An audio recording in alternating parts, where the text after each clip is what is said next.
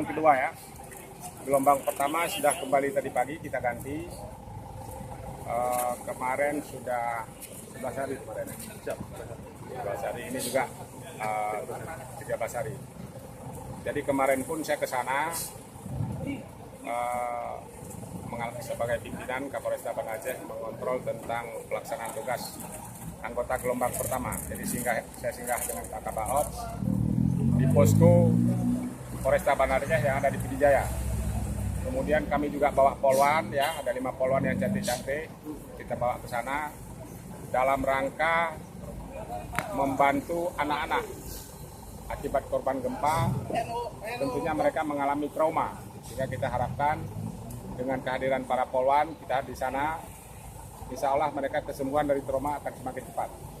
Dan saya lihat mereka cukup bergembira, dihibur oleh polwan, kemudian ada sedikit bantuan dari kita.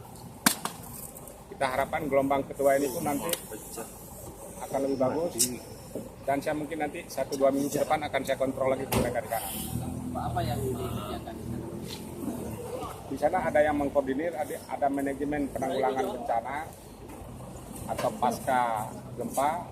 Itu kita tanya di sana, termasuk pembersihan rumah sekolah, puing-puing sekolah, tempat rumah penduduk, tempat ibadah dan lain-lain. Ya, jadi ada pengelolaan manajemen pasca gempa. Ini apa aja nanti tugasnya Pak, para personil yang kita kirim ini? Nah, tadi kita sudah jelaskan membantu masyarakat, termasuk membersihkan tempat rumah-rumah sekolah, kemudian tempat ibadah, rumah penduduk dan lain-lain. Termasuk nanti kalau kan kita lihat sudah ada bantuan dari masyarakat maupun dari Pemda, itu sudah didirikan sekolah-sekolah sementara dari tenda. Kalau memang nanti